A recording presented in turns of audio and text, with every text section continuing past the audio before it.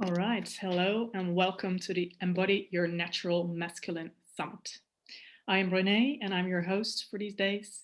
And in this summit, I'm going to present you with a variety of speakers who are going to talk about male embodiment and male empowerment. And the aim is to give you new inspiration, also new experiences that will help you gain more confidence, a deeper connection with yourself and with your own body, and also more calmness and happiness in your own life. And for today, I'm happy to present to you Matt Hill. Hello, Renee. Hello. Hello, everyone. Yes. So Matt runs a full-time Systema academy in Wiltshire in the UK, teaching Systema for self-defense, health and well-being to individuals, groups and companies. And he also leads jungle adventures where he takes people into the jungle for extended periods, sleeping in the open and taking only what they can carry with themselves.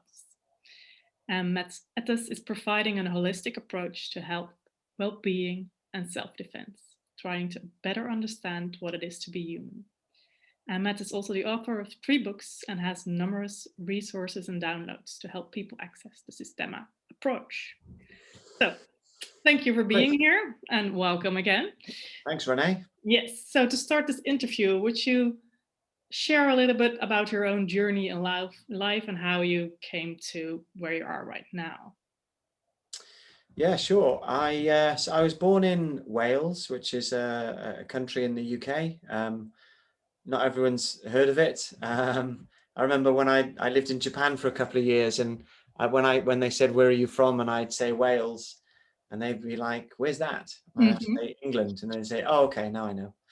So although not strictly true, it was close enough. So yeah, I grew up in Wales, and I grew up there my whole life until I left home at sort of 19. So as a young boy, I was always interested in sports, martial arts, rugby, of course, coming from Wales, and just being outside, being out in the woods, and that's kind of a passion that's never left me really. Even before I knew what martial arts were, I was interested in them. And so when I was of an age, I started studying karate, and then I found Aikido. I went to Japan when I was 19. I lived there for a couple of years, came back, started to teach, was struggled a little bit with teaching. I think I was clearly too young, not experienced enough. I knew Aikido, I knew the art, but I didn't know people. I didn't know how to teach. I didn't know how to position things, especially translating from teaching in Japan to teaching in the UK, and it was a very, very different thing for me anyway. Some people, I find it easy. I find it quite tough. So I went back to Japan for a little bit and went away and did some other things too. I joined the army. I joined the parachute regiment in the UK. I spent a year at the Royal Military Academy at Sandhurst, which was amazing. It was the first time when I applied for it, the first time anyone had said to me, "You're nearly too old to do this." I was 25, and for me, it was kind of like a finishing school, really. They quite correctly identified that I was a little bit narrow in my interests and in my experience. I mean, I'd on the surface of it done a fair bit. I'd done a 3-month hitchhike across Canada with a friend, one side to another, and gone off to live in Japan in a martial arts dojo, and it was just like the movies. It was like in the middle of a wood, and there was a temple and a waterfall, and it was a farm, and there was no TV, no heating. So it was very Spartan, and you trained every day, but it was very narrow, and the army identified this, and so they broadened me quite a bit. And it was like you could go there and almost kind of fill in your gaps, because you got your gaps pointed out to you in no uncertain terms, and they made them very clear to you, but you had all the opportunities there to fill those gaps too, and to figure out whether your gaps were in your knowledge and your breadth of cultural breadth and understanding, physically, leadership, problem solving, cognitive competence, and courage, physical courage, emotional courage. So you really got the chance to fix some gaps, and you had to, otherwise you didn't pass out. So Yeah. that was great, and I did that for 6 years, and then I kind of if you like, the way we think of martial arts was on hold while I was in the army, because it was all encompassing, but actually it was still a warrior's way. Of course, it's the modern army is the modern warrior, really. And so but my Aikido stroke, karate, and I hadn't even come across Systema at that stage. It was only at the end of my army career that I came across Systema, and I met Mikhail and Vladimir. And I immediately knew I'd found something valuable, but I didn't really understand it fully. When I read about it, I knew that. And when I met them and trained in it just for a weekend, I knew there was something deep and valuable in it, but I didn't realize quite what it had in store for me.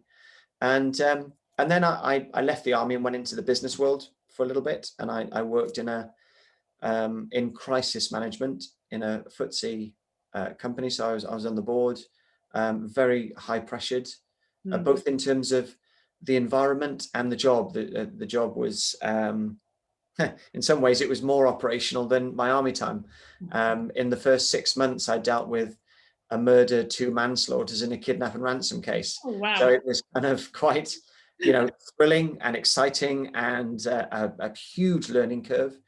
I can remember being on calls with the chief of police in Kazakhstan and the CEO of Chevron, and it was kind of, and the CEO of the British company, and it was kind of right in at the deep end very quickly, at sink or swim. And during that time, then I was traveling quite a bit, and I thought I'd use the time to study a bit too. And I was in South Africa at the time, and I looked up. That idea of Systema was still in there. It was a couple of years since I'd met Mikhail and Vladimir, and I wasn't really practicing martial arts. And I called up Vadim Dobrin, who is an ex-Russian paratrooper who emigrated to South Africa, but he taught Systema, and I went to study with him and deepened my understanding of Systema, this kind of strange internal, external Russian martial arts that came out of the military, and that was where kind of the deepening of that came from, really. And so, fast forwarding, that was kind of about 2006-07, and now 2020, I've for the last 8 years I've been running a full-time Systema academy where I've settled, which is in Wiltshire in the UK, and so I teach everyone from kids. I started teaching kids because I had kids and children, and so I wanted them to be able to train. So I opened up a junior stroke family class, all the way through to adults, ladies, people in their 70s, corporate groups, quite a range, really. Wow, that's great. Yeah, that's amazing that it's like possible for everyone. Like, doesn't it matter what age you have, like, to really do the training with you. Absolutely, yeah. And part of that reason is because in Systema, it's not the activity that you're doing that's primary, it's understanding yourself through that activity. So it's, whether you're doing something like a push-up, the aim is really not to see how many push-ups you can do, or how strong you can get. Of course, those things are a nice side effect, but the idea is to understand yourself through that. So your own pride, self-pity, your own tension, your own ego, your weaknesses and your strengths, and you can very quickly start to understand how to work on yourself through those activities. And there's lots in Systema that really hones in and focuses in on that. Beautiful. Yes. So can you share a little bit more about what Systema is and where it's coming from? I heard you mention a couple of Russian names. Sure. So Systema is quite new in terms of the name. The name is only about 20 years old, really, maybe, 20-ish years old. It just means the system in Russian. The guy that the two men most predominantly known for it in the Western world are Vladimir Vasilyev, who is a student of Mikhail Ryabko. Mikhail Ryabko, they're both ex-Russian military. Mikhail was a colonel, an advisor to the government on hostage, kidnapping, ransom, that kind of thing. And he'd spent his whole life in the military. He was trained in Systema before the military, though. He was trained by his uncle, who was a bodyguard to Stalin. And so Systema, it's a military art, but it's not a military art. A lot of people think it's what the Spetsnaz do, but you know, there may be some influence in it there, but it's more about understanding how to manage yourself, especially under high pressure situations, you know, where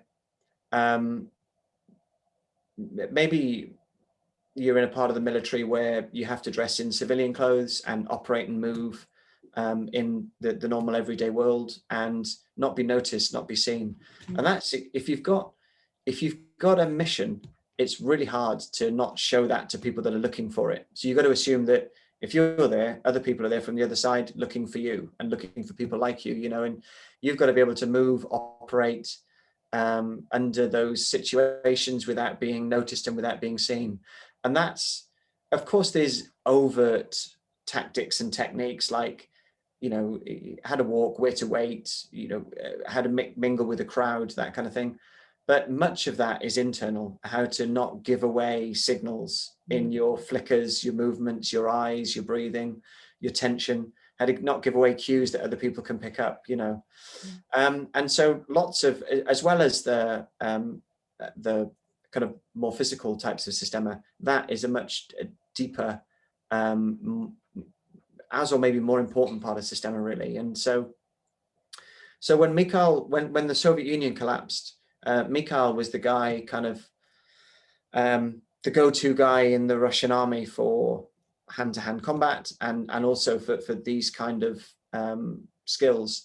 And when the Soviet Union collapsed and he came out of the army, they were allowed to start teaching these things. So you know, he kind of taught people in local community halls and leisure centers and things. And Vladimir became one of his students. Then after a couple of years, Vladimir went to Canada, brought Systema. It was still called, I think, the Russian fighting system then, or know thyself is a poznai sabir is another word they use for Systema.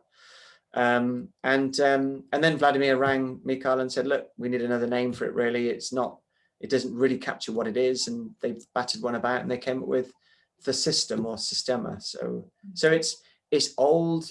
I guess no one really knows how far back it goes, but I guess all countries, communities have their own system of self-defense skills, fighting skill that they teach, that they've taught, you know, since whenever.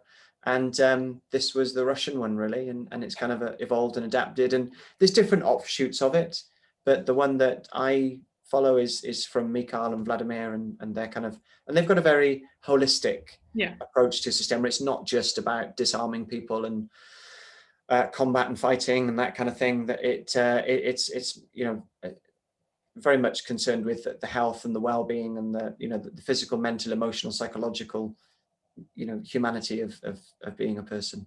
Yeah. So you talk about that it's connecting to like both the mind, the body, and the spirit or soul in a person. Yeah, all connected together in this system. Very much. Yeah. Very much. And it, you know, that runs deep too. So like we talk about tension a lot there's 4 principles in Systema. So the 4 key guiding principles are breathing. So to really pay attention to your breathing, how you breathe, how well you breathe, how adaptable and elastic and flexible your breathing is to different circumstances, situations, you know, how to use your breath to recover, to endure, to restore, to lighten yourself, to make yourself heavier, to clear your mind, to, you know, to take strikes, to deal with punches, to heal yourself, to, you know, so lots of different aspects to the breath work. And of course to calm yourself, you know, or to get yourself ready, you know, if you're really relaxed and calm, in a single breath, to get yourself ready to run, to fight, to act, to whatever. So there's the breath work, movement, So to firstly make sure that your body's got the natural range of movement that a human should have. Nothing kind of Olympic or extraordinary, you know, and really, and your viewers can try this if you like. You know, there's four basic movements in Systema. So the first one and they check the whole body pretty much. So the first one is to check the lower part of the body. Can you keeping the heels flat, deep squat, down and up with ease, you know, without your heels lifting, without your knees coming in, without your breath being caught and held because it takes so much effort, but like a child, very smoothly and easily can you drop down and stand back up. Yeah. And that, you know, we think of that as an exercise now, but it's not. It's a natural movement. You know, a human being should be able to drop down, eat, talk, make a fire, you know, converse, play with a child, stroke an animal in this position and be pretty comfortable for a few minutes for sure. Yeah. Then the second of the movements is a push-up. So, and that movement checks the whole of the bottom of the body. So the legs, top and bottom, front and back, inside and outside, if you can do it properly. You know, if you find that your knees start coming in, it tells you there's a problem. The inside of the legs are weaker than the outside. You know, if your heels rise up, it shows that you haven't really got the strength and the flexibility around the ankles, the right dorsiflexion. Yeah. You know, if you can't go all the way down, it shows there's a tension or a stiffness or a weakness or a tightness in the muscles around the glutes, hamstrings. So, you know, it tells you a lot. It's also great for gut health too. So the second of the movements is push-up. So, and this checks the shoulders, upper chest, arms, and, you know, can you smoothly lower yourself and back up? Again, under control, nice and smooth, without too much strain and without, you know, your breath being held. And again, this is, we think of it as an exercise. It's a basic movement. You know, can you lower yourself down, look under a bush? Can you stand back up, you know, with ease? Yeah. So that's that one. Then the second one is what we think of as a sit-up. So, but simply, can you sit back and sit up? You know, again, you know, keeping your heels on the floor with ease, without too much strain, without your whole body kind of locking up and tensing up. You know, for example, can you kind of, you know, with a bow, you know, do a movement, or, you know, can you catch, can you defend yourself, you know, in those positions? Yeah. And then the fourth one, and this is for the back of the hinge. So this is for the legs, lower back, spine, neck. Can you do a leg raise? So can you raise the legs up, touch, and then back? And that's, you know, the Chinese say you're only as old as your spine, or you're as old as your spine. You know, is your spine relaxed, flexible? Is it, you know, fluid? And then, you know, those movements become more kind of practical, like, you know, a roll kind of movement. So can you move your body through its range with ease? So they're the basic physical movements. Checks. Yeah. And they, like, every movement checks the multiple joints, like how do they move, and when you can handle them all, you have like your whole body. If you have like a sort of kind of like a basic natural movement area. Yeah, sure. So that, yes, and so so nearly every movement is made up of those movements, you know, the kind of compound movements. Or, you know, like if you imagine living in a forest where, you know, you have to climb a tree, get down to the ground, carry stuff, you know, if, you know, they wouldn't have had to exercise really. No. Yeah, I wrote a book called Living Systema, and it's about really living the art that you do rather than going to practice it for a couple of hours a week. You know, finding ways to live it rather than to practice it, if you like. Yeah. And so, you know, movement in Systema is based on natural movement. So that's what I was trying to think where I was. I was on the second principle of movement. Yeah, that was the second principle. Yeah. But I really like that. Just really really like the fact that you are approaching it like this. It's way better if you like incorporate it in your life and have that kind of movements in your daily habits, instead of like going to the gym to have like practice for an hour and sit on your chair for the rest of the day. Yeah, absolutely. Yeah. Yeah. And so like when you sat on a chair, can you feel your sitting bones? So and that lets you know that your posture's good. Hmm. And as soon as you slump and you come off your sitting bones, then it's a good idea to get up. And, when you get up, try not to use your hands on the side of the chair or on your knees, use your legs to stand Yeah. up. Yeah, just And very simple thing. use your legs to sit down. And that way you add X number of squats to your day, So, and you build better habits, you keep your legs strong and healthy for your whole life. Yeah. Because if you start to use your hands, you'll get to a stage where your legs aren't strong enough. And I get people all the time that come to the academy that their legs aren't stable and strong enough to get up off the floor without using their hands. Yeah. Let alone get out of a chair, so. Yeah. Yeah. Well, that's great. All right. Then you can continue with the third principle. Cool. So that's movement. And movement is, firstly, have you got normal functional movement for a human being? And I'm sure you'll know just from observation that lots of people haven't got normal function. It's quite rare that I get someone come into the academy, even young, that can do all 4 of those movements as naturally as a human being should be able to do them. I think I would struggle with the last one. Okay. Yeah. Yeah. So no, not like the rolling backwards on your spine. Right. Yeah. Yeah. Yeah, and the into a roll isn't, that's not strictly part of it, but should be easily doable as well. Yeah. And then that your movement should be smooth and natural, and then relax. So then posture is the third one, and looking at I just talked about sitting posture. Mm-hmm. But then obviously clearly there's standing posture. Yeah. Which is, I come from the military, so I know how they teach it in the military, and that's not strictly correct either, because there's too much tension in that kind of military posture. But, you should stand like a lion stands or a tiger, that it's not afraid to fill its space. It doesn't kind of sink itself and shrink itself and kind of hide away.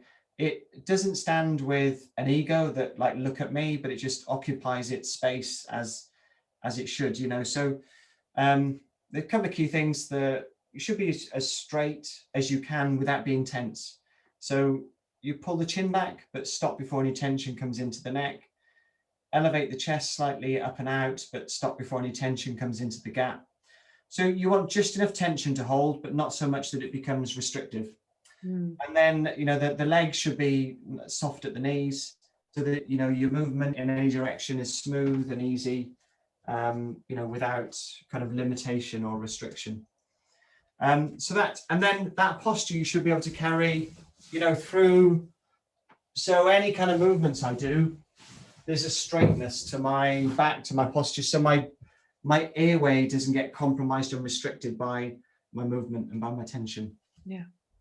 So posture is important. And then the final one, and this is the one that they all kind of move towards, is relaxation. So to be able to relax, to know when you're relaxed, when you're not relaxed.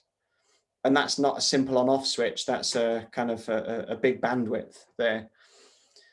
And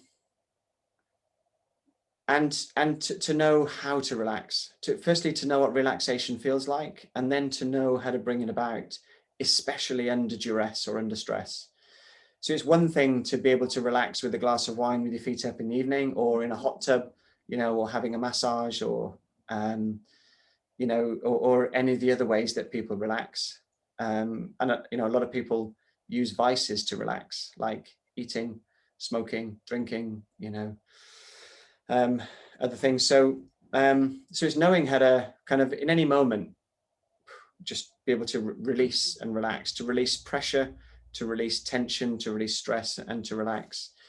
And then of course that then is the requisite really to being able to act decisively, effectively, and naturally in a self-defense situation, or any other kind of emergency situation. So to be able to be in hot water, but able to manage yourself, manage your response, manage your mind, manage your thoughts, and be able to act in an appropriate way. So there's a lot of work done on that. Yeah. Yeah, and I can imagine, because we in like the modern world, I think we accumulate a lot of stress, but we never really were taught ways to release it in a Yes, healthy way. absolutely that. Yeah, we kind of take it on, take it on, take it on until it kind of snaps, Yeah. and leaks out at the very least, or explodes out, and sometimes it can, damage and break us as it explodes out, and the people around us. Um, so to be able to, and a lot of the corporate work I do is teaching people, or showing people how to detect stress, and part of there's a lot of work on sensitivity in Systema. So you don't have to wait till it's a thundering level of stress for you to recognize it, Mhm. but just at the very smallest amount, like you imagine grains of sand falling through a sand timer. The first few grains of sand, you notice something's changed, something's not right. And then you can kind of adjust, and maybe it's a postural thing, or maybe it's your thoughts, or maybe it's a situation that you're in, or a danger developing, but you recognize it very quickly, and you're able to release the stress and stay open. Yeah, Yeah. beautiful. Yeah. So it's really also working a lot with awareness of yourself, of your own body, and what's happening in your body, but also in your mind. Yes, Yeah. and in Systema they kind of you first start to show people where their physical tension is. Like in their shop, people come in and you'll say, relax your shoulders, and they'll say, I am relaxed. What do you mean? And you say, okay, tense your shoulders, and they try and tense them, and there's no room for any more tension. So you say, okay, now relax, and they go, oh, okay. And so lots of people are tense, and they're not even aware they're tense. Yeah. It's they've carried it around for so long, and they're so used to it that that's kind of normal for them. So you start to show them where, and through movement, they won't be able to do some movements because there's too much tension in their body. And through the practice of those, and really through breathing, they understand how to soften and melt the tension in the body with the breathing, and how to move properly and get the proper range back, and not get so tired so quickly, and not out of breath so quickly. So you teach them, to recognize and release physical tension, and there's a number of ways that we do that. Then you start to teach them where that tension builds and comes from. So the pathways, the locations in the body that the tension builds, but also that they see where it comes from emotions, such as fear, or competitiveness, or ego, or desire, or the kind of or frustration, or anger, and like you think of those strong emotions, and generally they kind of crumple people, and it's like close in with tension. So you start to get them to understand how those emotions make them tense, and how that limits them in a functional capacity. A little bit of tension is not bad. Obviously, you need tension, Yeah. and It to some be tension is efficient. good, Yeah. but uncontrolled tension is bad. Yeah. And unconscious tension is bad. So you teach them that, and then you teach them that that even the emotions have a root, and that's in their thoughts. So they teach them to notice so at an earlier and earlier and earlier stages, they get to recognize the tension and how it comes in, and how to kind of head it. And like an avalanche, if you can stop the avalanche at the first couple of rocks, it's easy. Yeah. You can recognize it. But if you wait till it's thundering down the mountain, then you just got to get out of the way. Yeah. So it goes from physical to emotional to thoughts, and that's the mind, body, spirit. Yeah. And Systema has an even deeper root, and there's beneath mental tensions then are spiritual tensions, the deeper questions, what am I doing in my life? What am I? Why am I here? Why is the world such a bad place, or good place? Or why am I pulled in all these different directions? Why am I drawn to these things? And so for those that choose to, and Mikhail and Vladimir don't overtly talk too much about this, but for them the roots of Systema are in Orthodox Christianity, and so for those that choose to go a bit deeper into those thoughts, then there's that option too. But of course, Systema's for everybody. It's not not tied to a kind of a religion. Yeah. Yeah, but you can go really deep via the Systema movement, and yeah, like Yeah, practices that belong to the Systema, yeah, really goes deep into that level as well if you want to. Yeah, absolutely. Yeah, yeah, great, amazing, beautiful. Yeah. And I really like that you were talking about the breath and like the versatility of breath work, because it's like breath work is something that's getting more and more like mm, yeah, a bigger name, and more people hear of it, but it's a lot of the time it's like only like releasing or building your immune system, or like yeah, but you mentioned like a couple of other things, like also recovering your own body and heal yourself and to calm yourself, and those are also really beautiful things that have like tools for yourself to do that. yes, and yeah, and how to listen, with your breath, listen to your body, and how to how to explore down through, where your tension. So, like in recovery, um, uh, like if you've been stressed physically, are you just done a big workout, or you just done a sprint or something, or you nearly got run over by a car and you jump back and you just immediately your heart is thumping and your blood's racing and the pressure's up and your mind's kind of shocked. And it's how to use your breath to reestablish kind of an equilibrium where you are, clear the mind, clear the body, and clear out the tension that event just put in. So, like, often if I'm doing an exercise, and maybe I'll get the blood pumping with, like a number of a different movement or exercise, and then I'll get them to focus on a couple of key things, like the breathing rate, that the air hunger they've got in the body, the heart rate, Mm. blood pressure, and the fatigue or tension in the body, and get them to focus on the breathing. And so firstly, they notice the elevation of all those things. Yeah. And that's common across nearly any stress, whether it's physical stress, emotional stress, psychological stress, and then, like, if you think you get angry, your heart rate goes up, your breathing gets shorter, your muscles get tense, your blood pressure shoots up, Yeah. and the same thing if you've just done a sprint. It's the same feeling, really. Or Yeah. if you're suddenly terrified, it's the same thing. So that the effects in the body are generally the same. Yeah. And then you get them to pay attention to that and gradually bring it all the way back down to zero, so they get or back down to their baseline, so they get practiced in elevating the stress and bringing it back down. And that makes your whole stress response system more elastic, Yeah. less brittle, less prone to snap, makes it able to go further and longer under stress, and able to collapse back down to kind of your baseline. And your body starts to understand that, you cognitively start to understand it, and your psyche starts to understand it too. So you get much less negative impact of stress. You just get the point, because stress is a good thing too. It's it's kind of why we've survived to where we are, because kind of we've got a good stress response system to being chased by a saber-toothed tiger or whatever. Yeah. And we know how to escape, to survive, to adapt, to hide, to fight, to whatever. So yeah, so you get much more conversant and comfortable with that whole process. Yeah. And I think the beauty is that in between the stress triggers, you really calm down your body again. Yeah, You have like the recovery period.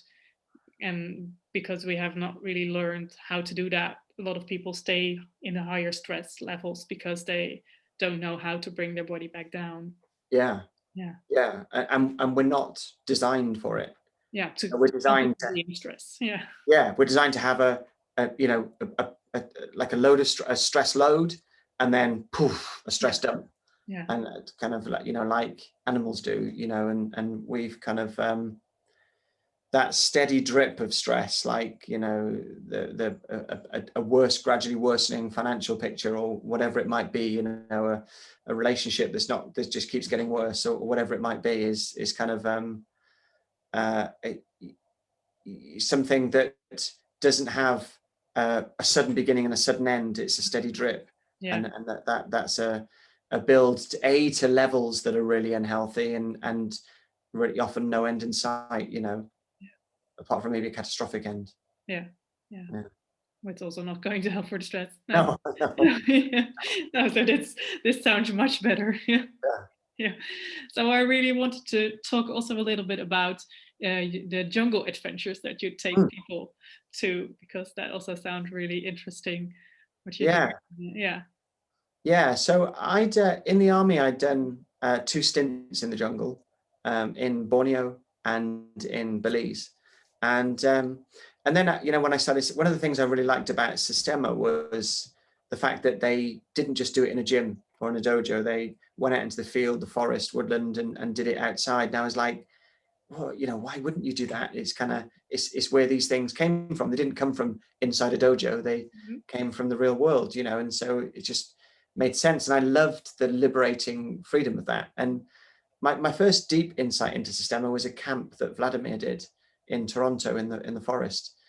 And when I came back off that, there are a number of kind of life-changing things. But one of them was I started doing outdoor camps, sort of combining, it's just my military skills and Vladimir's way of conducting those, and I kind of pulled them together and did some camps, and people loved them, and for lots of different reasons. And often when I'd be explaining a certain activity, like how to set up, and I try to encourage people not to bring tents, but to because they're a lot to carry around, especially if we're kind of walking a long way. But B, you kind of feel lighter and freer, I think, if you're under a tarp that's between trees and a hammock, or even on the ground, on a roll mat. And then, you go to sleep seeing the forest, the wall, you haven't got the walls of a tent, you've got the forest, around you. And but when I was explaining, the method and how you choose the right spot and the place, I'd often talk about the jungle, because when you're in the jungle, decisions can become very good or very bad very quickly. Mm. Like within days, you can deteriorate to, if you're on your own and didn't know where you were, you could be, unable to walk or move, or, and you can be dead quite quickly. And the biggest dangers aren't animals. Like people think, oh, spiders and snakes and crocodiles, but the biggest danger really is dehydration, deadfall, heat exhaustion, feet so bad that you can't walk. It's things like that, things that you have management and control over. Yeah. So I'd be talking about these things, and one of the guys that trains with me, Hayden, kept saying, I'd love to do a jungle trip. Would you ever consider doing it? And I humored him and said, yeah, maybe one day, but I didn't really seriously entertain it because I didn't want to get my head around the logistics of doing it. Yeah. And then, and he's a good friend, and he comes and does some work on the house now and again. He's a carpenter, and he did a job one day, and he said, "Okay, all done." I said, "Great. What do I owe you?" And he said, "No, don't owe me anything." He said, "But we're going to the jungle next year." I was like, "Oh, okay." And then I kind of just got my head. I kind of called a few contacts and got my head around it, and it was much easier than I thought to organize. And it went from, I was just going to take a small group of 6, not as a business thing really, but just as a bit of an adventure. Yeah. And that quickly went to 12, just through word of mouth. And then one guy had to drop out, and I sent out an email to my list, and it was a much smaller list then. And I had about 80 emails back. I just sent an email back out saying, jungle trip to Borneo, one space, someone's dropped out. If you're interested, just hit me back. And I had about 80 people email me back. And I thought, wow, okay, there's an appetite for this. Yeah. And so I ended up taking, I think, 18 people on that one. And then I'm taking pretty much the same 18 and another 8 people again in May next year to Guatemala. And they're a great adventure, but they're challenging too, of course, because they're not. It's surprising because I looked at maybe some kind of off-the-shelf ways of doing this. So I spoke to a lot of companies, and no one did it. So what I wanted to do, which is what the soldiers do really, is, but for us even more than them, is to go in, get dropped off, and there's a couple of things I wanted. I wanted the guys to feel as though they were walking somewhere that no one else had ever been before. So I didn't want to be on set tracks, staying in like a lodge at night. I wanted to be deep in the jungle where they wouldn't see anyone else for the whole time they were in, apart from our group and the guides. And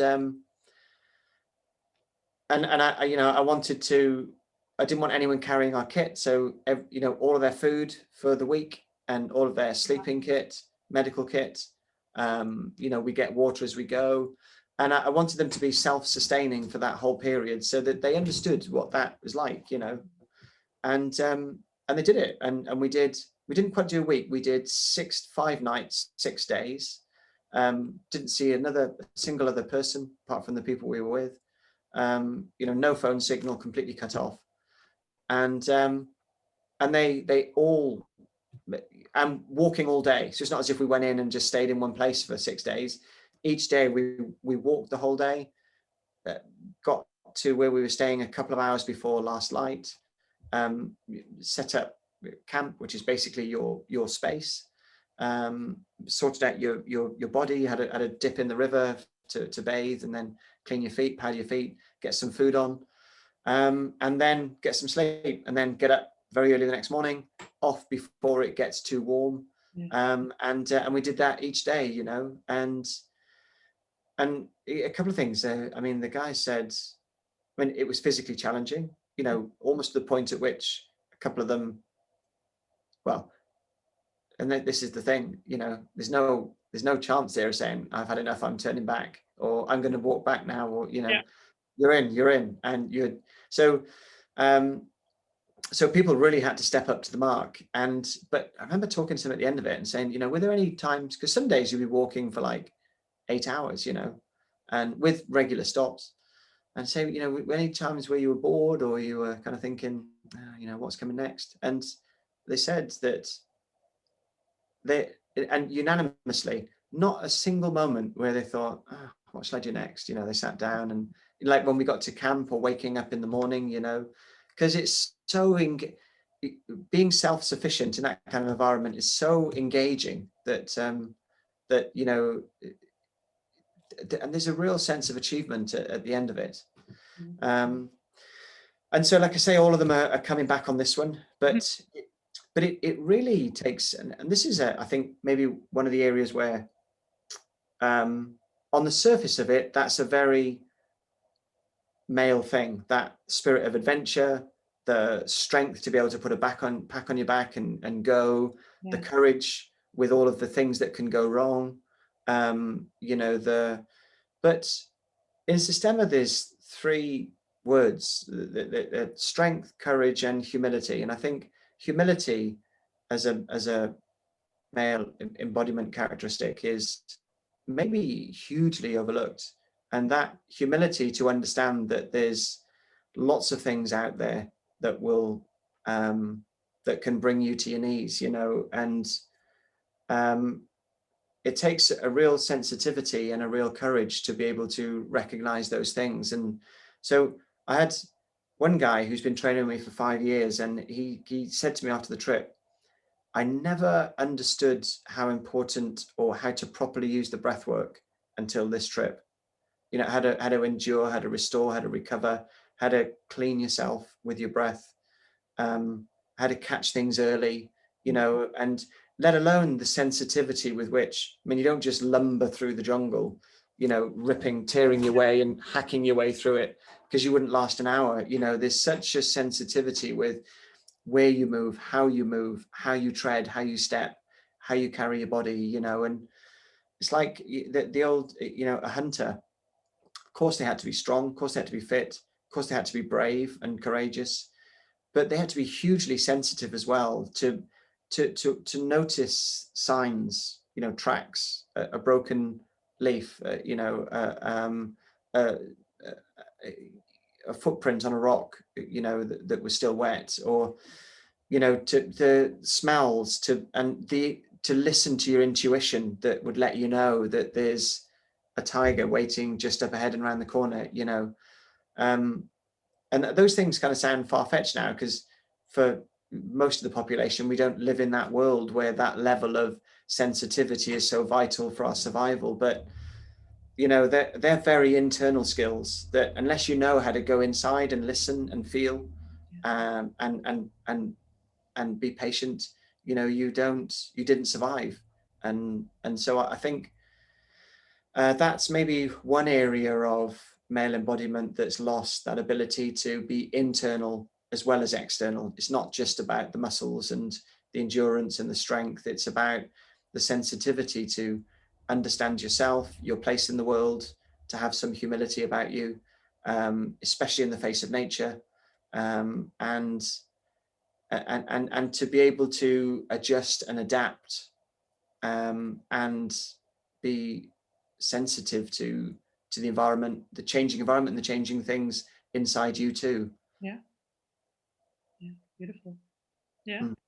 Yeah. I love how that you speak about like being both being the masculine side, like able to protect yourself, have the survival skills, have the muscles, have the fit body, but at the same time, like the more feminine side of it, the sensitivity to feeling yourself and sensing the environment is also really necessary Yeah, in the yeah. jungle, but also in like also really yeah, necessary skills to really give yourself a healthy life in your normal day-to-day life. Yes, absolutely. Yeah, yeah. And you know, the ability to listen, Yeah. I think, to yourself, to your body, and to the world and the people around you. You know, there's something Vladimir says about, you know, in your training, to, you know, train hard and be serious, but don't be fanatical. Mm. And I think in fitness for sure, there's, you know, there's an element of fanaticism about things, and that generally that's unhealthy, I think. Um, mm. Yeah. All right, thank you. Well, since we are approaching the end of the interview, Wow. I'd love Yeah. to hear if you have like a final thing or tip that you want to share or that you really want to let the audience know about Mm. it. Um, I think if there's a physical skill, maybe, or activity, we use breath holds a lot in Systema. And just like breath is becoming very popular, breath holds, you know, kind of everyone knows about different, you know, the deep divers and things with the breath holds. But it doesn't have to be like Herculean Olympic efforts to get benefit. And right at the other end of the scale too, you can find benefits. So you can develop your sensitivity to the inside through these activities. So, like, I don't know if the people watching want to try this. So what you can do, you can take a breath in, and in Systema, the breath pathway is in through the nose and then out through the mouth.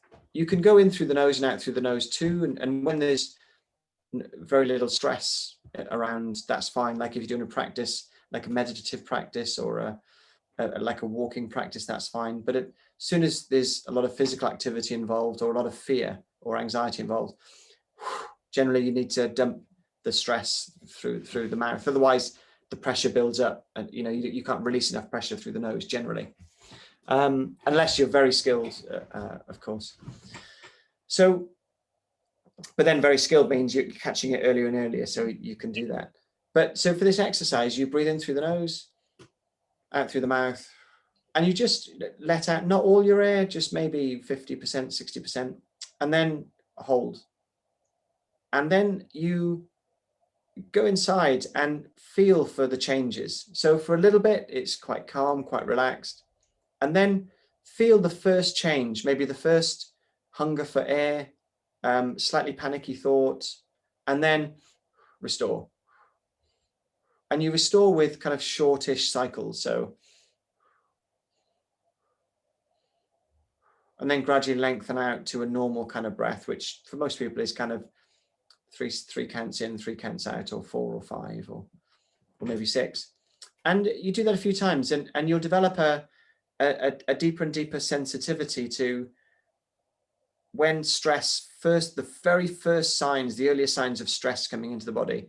So when you hold your breath, obviously that's a stress for the body, one that you can't get past a few minutes of, you know. So very quickly you'll feel the stress, and you know, depending on how long you do it for, will be greater and greater levels of stress and longer recovery needed afterwards. And you can, extend your breath holds out, but there's a lot of value in playing at the front end of this to develop your sensitivity, because the more sensitive you get, like in daily life stress, you'll recognize those stresses as they're coming in from the email that lands in your inbox, or the conversation you just had, or the missed bus, or whatever it is, or even like you're out and the rain comes and you're like, and you recognize that, and you kind of you deal with it a little bit better. So that's a simple one you can do, and you can do that static, or you can do it with exercise. So once you get good at, and it's important that after each, so like I inhale, exhale, and then hold. And say I feel the first little bit of stress, like a pull here maybe. So I'll restore it until that's completely gone from the body. So I don't just recognize it and forget about it. I recognize it and remove it. And you remove it with breathing or movement. So kind of you kind of move it so it just falls out of the body. And then, you can do several of those, and you can do slightly longer ones. And then what you can do those with movement. So those 4 movements that I showed you, the push up, sit up, squat, leg raise, do the same thing. So I can inhale, exhale a little bit, hold my breath, and then recover. And I see what effect one squat on a breath hold had, and probably not too much. So you kind of walk a little bit, fully take yourself back down to baseline. So you see if there was any slight change in the pressure in the body, in your heart rate, in your breathing rate. Can you feel it in any of your muscles? And you just shake those loose. Then when you're fully restored, and this exercise can take, if you do it properly, 30 minutes, an hour. Then you inhale, exhale, hold. 2. Then fully restore yourself all the way back down. So, and then, you fully restore, then do 3, 4, 5, 6, 7, and see where you can get to, 20, 30 squats on a breath hold. And what you do then is you start to understand yourself all the way, each step of the ladder through to the point at which you can't manage that stress anymore. The level of panic, fatigue is too much. And so then when you're in a stressful situation, it. Whatever level of stress it is, you've been there. Yeah, know what's coming next, or what is, yeah. You're like, I know this place. Yeah. This is number 12. This is squat 12 or whatever, And more importantly, you know how to return from it. You know how to get back to baseline. Yeah. So that's it's a good intro exercise. Yeah, amazing. Sounds really good. I'm going to try it out. Excellent. Yeah. Yes. So if you want to know more about Matt, I would just suggest you check out his website, and also check out the free offer that he gave us. You can sign up with the link that we provide for you, and that's a free 60-minute guided breath walk. Great. Yes. All right. So then this will be the end of our interview. And for those who are viewing, thank you for being here with us. Remember to check out the other interviews for more inspiration of the other amazing speakers. And thank you very much, Matt, for your time and for sharing your wisdom with us. And I'm really looking forward to check out some Systema practices for myself. So Great. It was my pleasure, Renee. Thanks for inviting me on. I really enjoyed it. Great. All right.